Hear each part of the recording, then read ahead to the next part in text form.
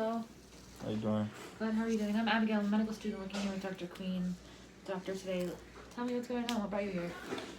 Um, my right hand went numb, Okay.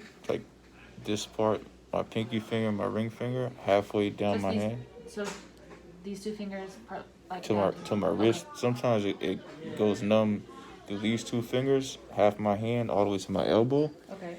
But today it went numb just halfway through my hand to my wrist. Okay. And so it doesn't involve these fingers. Now these fingers don't go numb. How about the back of your hand? Yeah, from the front and through And the back. So both sides. And do you feel like does something trigger it and then it like shoots down, or is it like constantly numb?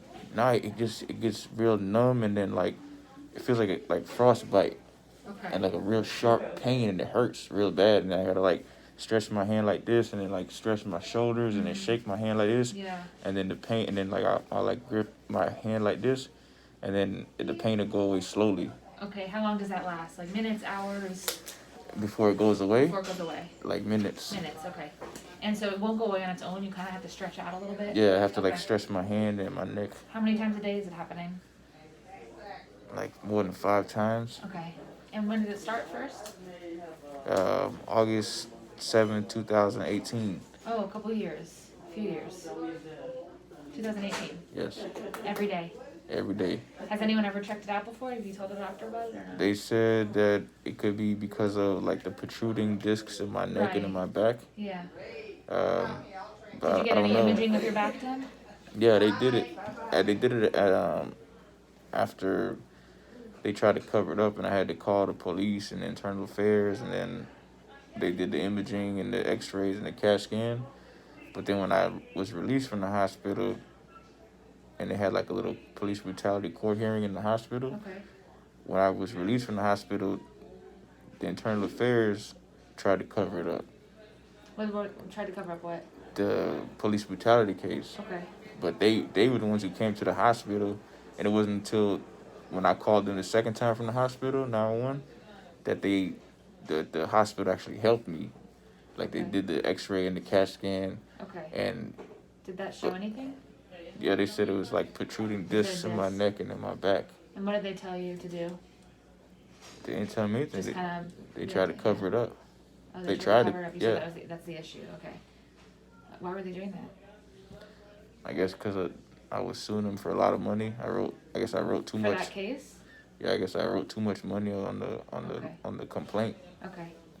So it's been a few years. It hasn't changed. Has it gotten better or worse? No, it still hurts. Every day it goes numb. Every day. Okay. It goes numb on both hands, but today only my right hand went numb halfway to my wrist. Oh, so both hands. It happens on both hands too. Yeah. Oh, okay. But sometimes it goes numb all the way to my elbow on both hands and both arms. Okay. Feet are okay. Legs are okay. Yeah, my neck and my back is hurting, but like right now, I forgot what I was gonna say. What was the question you just asked me before that? Before I asked about your feet? Yeah. I was just reiterating that it's been I think that it's been happening for 2 years. I don't know. I can't remember exactly what I asked you. I was gonna say something important. I forgot. You're talking about both hands. Yeah, both my hands go numb, and it goes numb to all the way to my elbow. Okay. Today it only went numb on my right hand to my wrist, halfway through my hand on my pinky and my ring finger. Any like weakness or more just numbness and tingling? Yeah. Do that on the other hand too. Okay. And spread your fingers like out and then in together. Okay. And when I touch them, like, is it numb right now? No. Okay. So it went away. And did you have any like trauma to the area, like to your back, your neck, under your arm? Yeah, the police. Not the police. The one officer named Officer Ronnie Rodriguez of the Miami Police Department. He put me in a chokehold like this. He came from behind me and put me in a chokehold like this. Okay. And I was on my knees with my hands in the air. I said I couldn't breathe 5 times while he was choking me. And the 5th time I said I couldn't breathe, he twisted my neck to the right. He tried to snap my neck. And then he picked me up above his shoulders and body slammed me on the concrete. And he did all that right in front of his supervisor, Sergeant Edwin Gomez. he did that after I told his supervisor, Sergeant Evan Gomez, that he shoved me in my chest 3 times like this, and then he walked away from me, and I asked him if he could call the supervisor before that, and he shoved me in my chest 3 times, and he walked away, and then he wouldn't call the supervisor. He was trying to avoid it because he shoved me in my chest. So then I took my camera phone out, and I started recording him, and I asked him again for help. And then when he turned around, he saw the camera, then he started trying to act like he was concerned. But before I started recording him, he didn't care about helping me at all. And then when his supervisor got there, I told his supervisor what he did.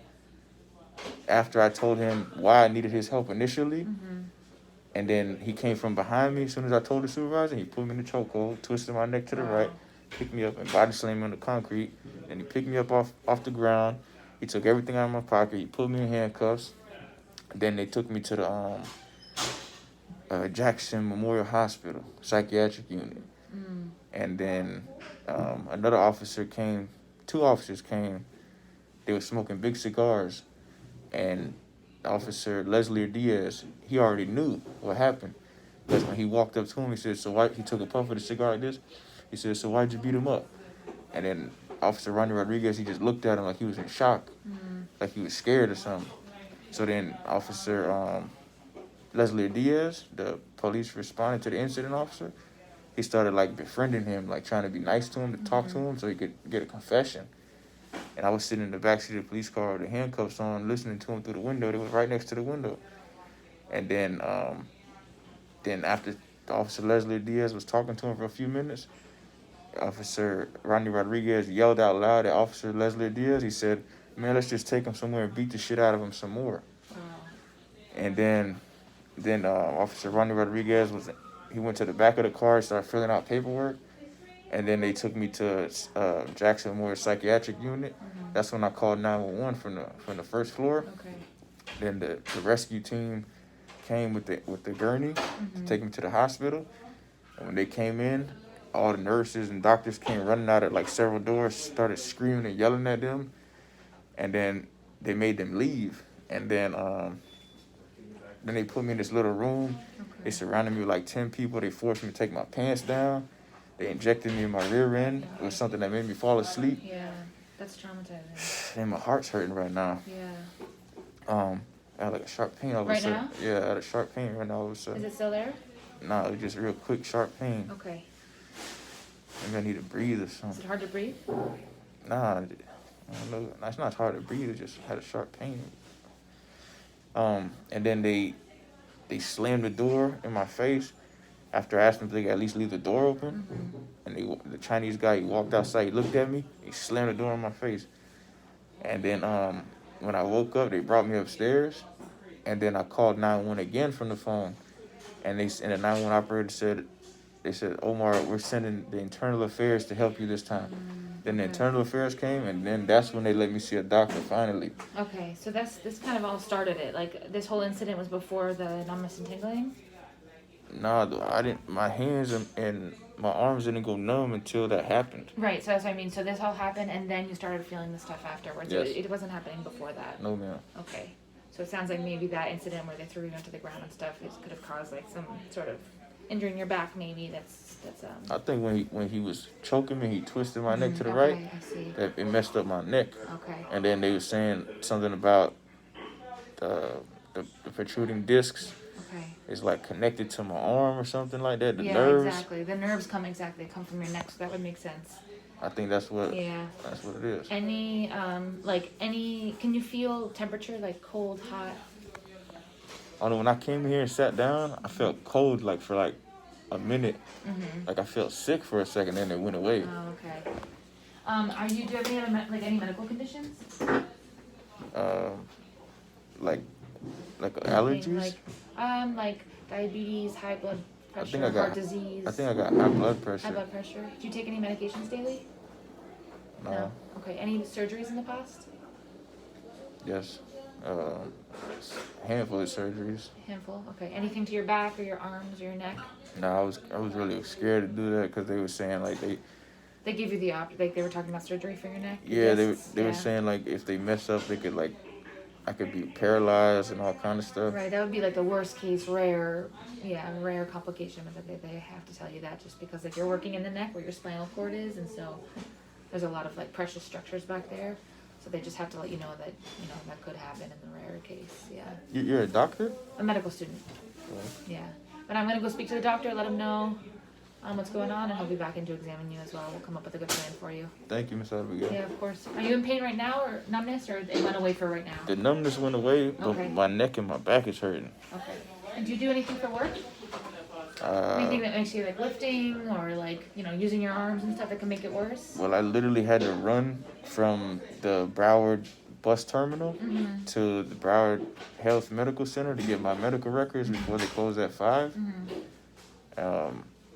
Because like they kept stalling the buses. It's like they knew I was coming here, and they kept stalling the buses, and they were like, and every time like I checked the phone to see like how far I am from the thing, the time would increase.